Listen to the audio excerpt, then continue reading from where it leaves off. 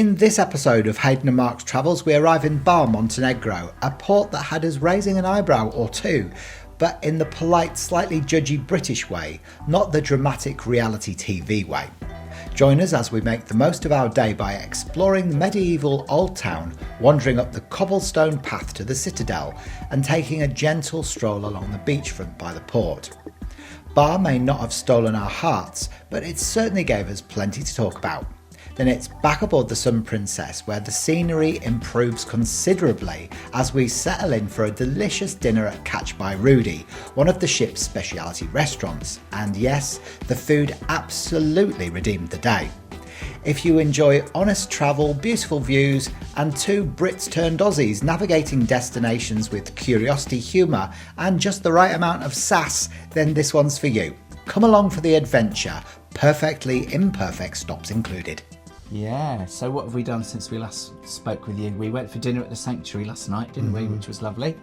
Oh, and what was that lobster ravioli? Oh, yeah, we had the lobster ravioli as our entree, and it took us straight back to when we had lobster ravioli at San Gillian restaurant in Malta, one of our other favourite restaurants. So it took us straight back there, which was lovely. It was delicious. And yeah, and then we had some ribeye from the carvery that they brought to the table, which was delicious as well.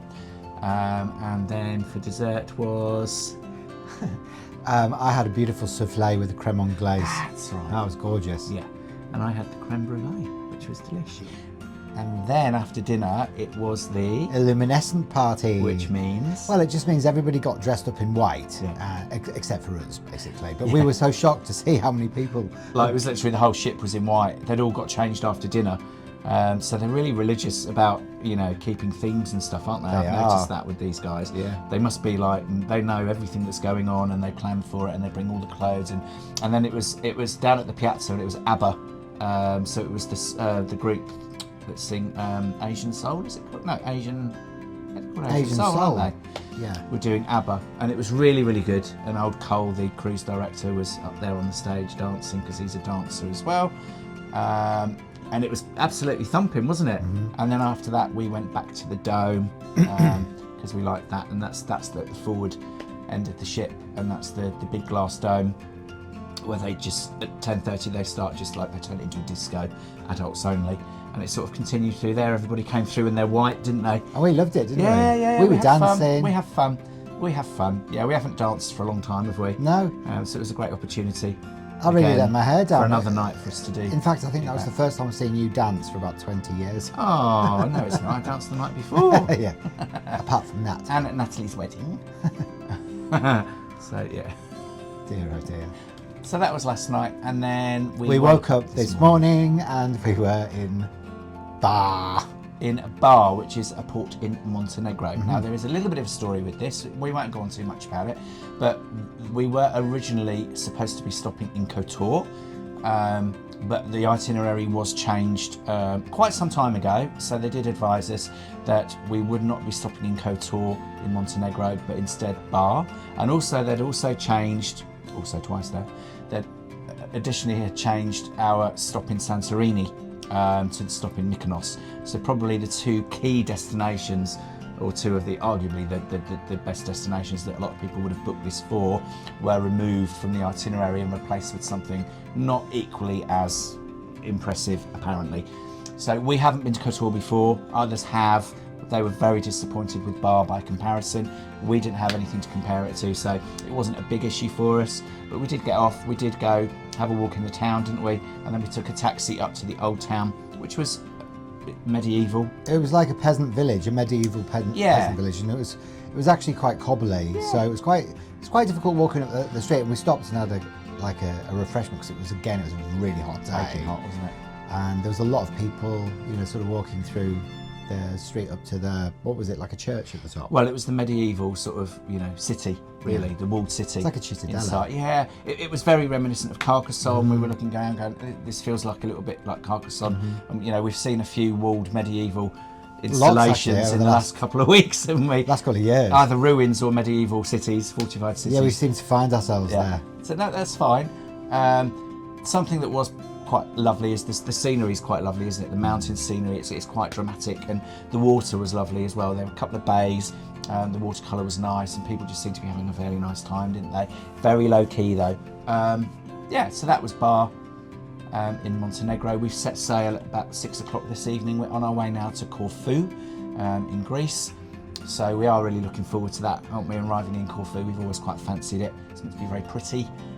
So obviously we shall give you further updates on that one tomorrow. Yeah, and tonight we've booked one of the speciality restaurants, and it's the Catch by Rudy, isn't it? It is, yeah. So as Hayden said, there it is one of the speciality restaurants. It's included with the Princess Premier package as one of your dining options. If you have that, if not, then it does carry a supplement per person, which you just have to pay for if you want to dine there. So we're quite looking forward to that. Now we've heard that they've got the best steak on the entire vessel, even though they're not specifically a steak restaurant. Yeah. So we're going to see if that's true or if we can disprove that. Well, I'm not going to have steak again. I'm overstaying.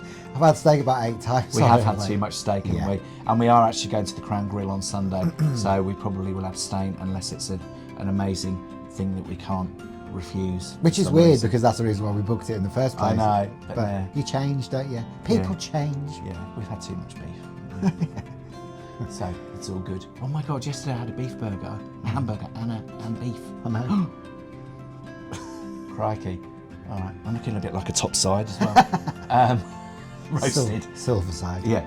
But we had some fun up in the sanctuary as well, didn't we, this afternoon? That was lovely. A nice salad for lunch, a couple of cocktails. We had the Niçoise salad, which was lovely. Delicious. And much lighter. Yeah, your sister, she persuaded us to stay right up there until the last hour for the sail away. And we heard the beautiful, Love Boat theme going off as we left Montenegro. And it was magical actually. It was just perfect temperature by then, wasn't it, as well? Yeah, it did cool down a bit, didn't it? And it was more comfortable. So we're having a lovely time, as you can see. Yeah, it's great. As you can gather, and we don't want it to end because we are having lots and lots of fun.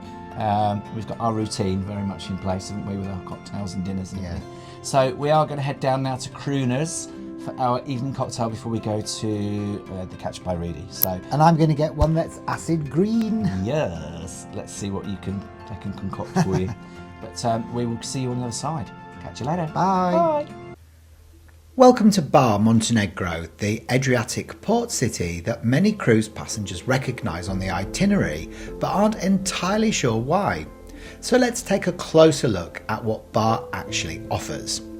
Bar sits on Montenegro's southwest coastline, across the water from Italy and just a short sail from the popular hotspots like Kotor and Dubrovnik. It's one of the country's major commercial ports, so you'll spot more cargo ships than postcard views at first glance, but there is a charm here if you know where to look. The true highlight is Stari Bar, the medieval old town set inland at the foot of Mount Romija. Wandering its cobbled lanes feels like stepping back in time through layers of Roman, Byzantine, Venetian and Ottoman history. The walk up to the citadel is gentle enough, offering sweeping views across the valley and the ruins below. And here's a little gem for your travel trivia. Bar is home to one of the oldest olive trees in the world, estimated to be around 2,400 years old. Yes, this tree was already ancient before ancient history was a thing. Back near the port you'll find a relaxed seaside promenade, a pebbly beach and a scattering of cafes overlooking the Adriatic. It's calm, simple and refreshingly untouristy, perfect for a gentle wander without fighting crowds for gelato.